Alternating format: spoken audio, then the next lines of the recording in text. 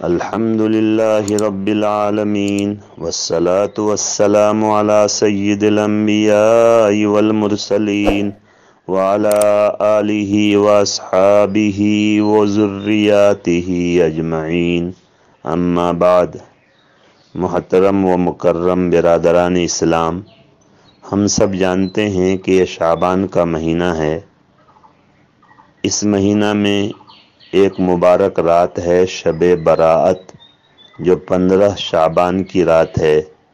اس سال 15 شعبان 9 اپریل یعنی جمعہ کا دن ہے، اور شب براءت جمعہ کی رات یعنی جمعرات گزر کر جو رات ہوگی 9 اور 10 اپریل کے بیچ کی رات، یہ شب براءت ہے۔ شب براءت سے متعلق مختلف حدیثوں میں فضیلتیں آئی ہیں۔ وہ حدیثیں گرچہ سند کے اعتبار سے کچھ ضعیف اور کمزور ہیں، لیکن متعدد سندوں سے مروی ہونے کی وجہ سے وہ حسن کے درجے میں ہیں، یعنی ان حدیثوں پر عمل کرنا چاہیے۔ ان حدیثوں میں جو سب سے اعلیٰ درجہ کی حدیث ہے ترمذی شریف میں، وہ یہ ہے کہ آپ صلی اللہ علیہ وسلم ایک رات ماں عائشہ صدیقہ رضی اللہ تعالیٰ عنہ کے ساتھ آرام فرما رہے تھے۔ ماں عائشہ صدیقہ رضی اللہ عنہ کی آنکھ کھلی تو اللہ کے نبی صلی اللہ علیہ وسلم بستر پر موجود نہیں تھے۔ ماں عائشہ صدیقہ رضی اللہ عنہ تلاش میں باہر نکلی تو آپ صلی اللہ علیہ وسلم مدینہ منورہ کے قبرستان جنت البقیع سے واپس تشریف لا رہے تھے۔ پھر آپ صلی اللہ علیہ وسلم نے فرمایا کہ آج کی رات میں اللہ تعالی قبیلے بنو کلب کے بکریوں کے بالوں سے زیادہ لوگوں کی مغفرت فرماتے ہیں، اس لیے میں قبرستان میں مردوں کے لیے دعائے مغفرت کرنے گیا تھا۔ قبیلے بنو کلب یہ عرب کا ایک مشہور قبیلہ تھا جس میں بکریاں پالنے کا بہت رواج تھا، تو آپ نے مثال دے کر سمجھایا کہ اس قبیلہ کے بکریوں کے جتنے بال ہیں ان سے بھی زیادہ لوگوں کی اللہ آج مغفرت فرماتے ہیں، اس لیے میں قبرستان دعائے مغفرت کرنے کے لیے گیا تھا۔ اب اس حدیث شریف پر غور کرنا چاہیے کہ آپ صلی اللہ علیہ وسلم نبوت ملنے کے بعد دنیا میں 23 سال رہے۔ 23 سال کے بعد آپ پردہ فرمائے، گویا کہ 23 مرتبہ آپ کو شب براءت ملی، لیکن 22 مرتبہ آپ کا قبرستان جانا ثابت نہیں۔ صرف ایک مرتبہ آپ صلی اللہ علیہ وسلم وہ بھی تنہائی میں قبرستان تشریف لے گئے۔ اگر ماں عائشہ صدیقہ رضی اللہ عنہ کی آنکھ نہیں کھلتی تو شاید پتہ بھی نہ چلتا۔ اس سے معلوم ہوا کہ لوگ جو یہ سمجھتے ہیں کہ اس رات میں قبرستان جانا لازم ہے، یہ غلط ہے۔ جس طرح قبرستان جانا ثابت ہے، 22 مرتبہ نہ جانا بھی ثابت ہے۔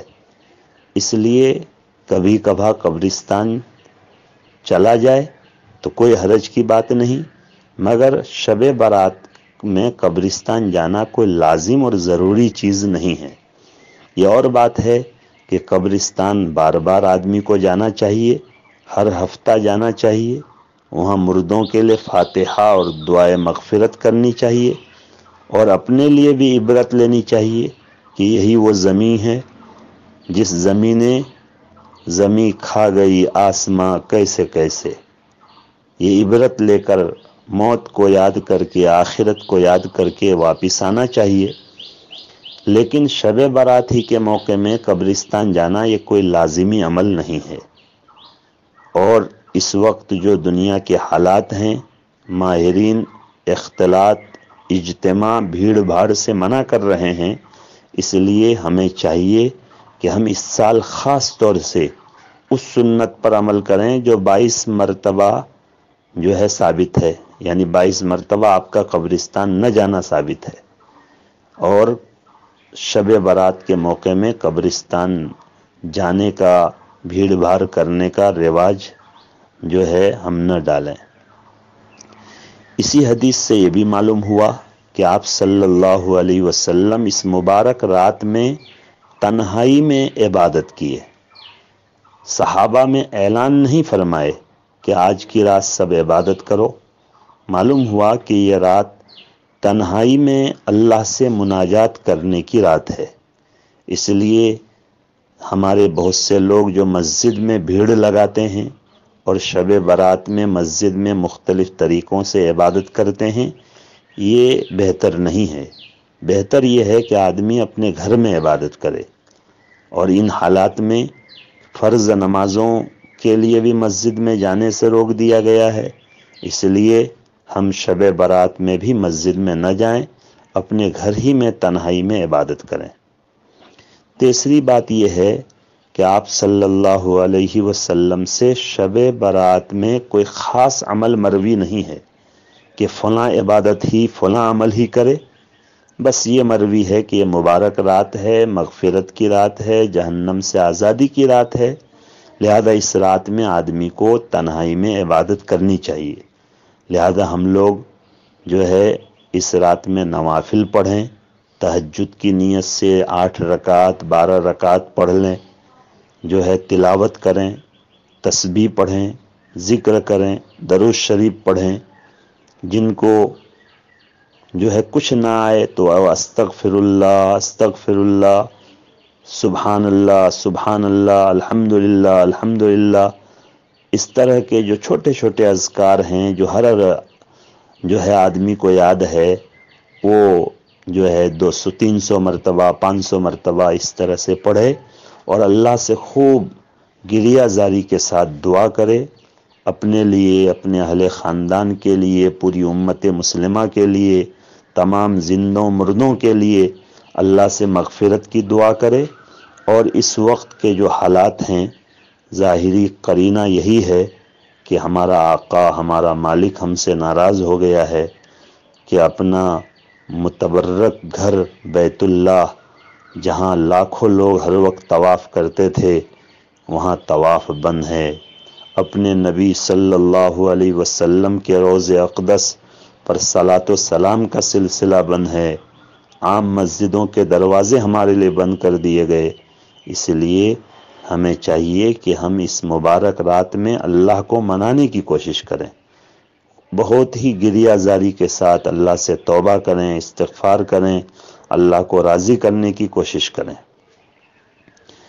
آخری بات یہ ہے کہ بہت سی جگہ میں اس رات کو کہتے ہیں شب بارات، بارات کی رات، اور لوگوں کے ہاں ایسا جشن جو ہے قائم ہوتا ہے، لگتا ہے بارات ہی آئی ہے۔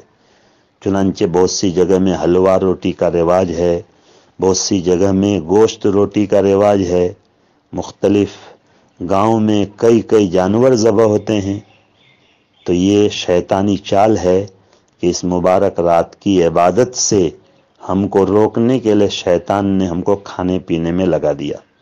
ہم کھا پی کر بوجھل ہو جاتے ہیں، نیند کا غلبہ ہونے لگتا ہے، اور اس رات میں جو عبادت ہونی چاہیے وہ ہو نہیں پاتی ہے۔ اس لیے ہم ان فضولیات سے، ان لغو کاموں سے بچیں، اور اس رات کی قدر کریں، اور تنہائی میں اپنے گھر میں جو ہے عبادت کریں، مسجد میں قبرستان جانے کی کوشش نہ کریں۔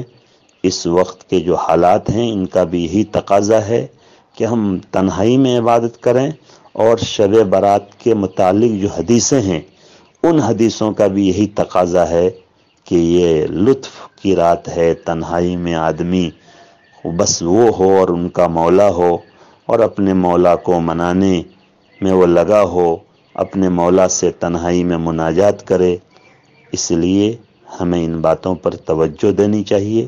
اللہ تعالی ہم سب کو عمل کی توفیق عطا فرمائے۔ وآخر دعوانا الحمد للہ رب العالمین۔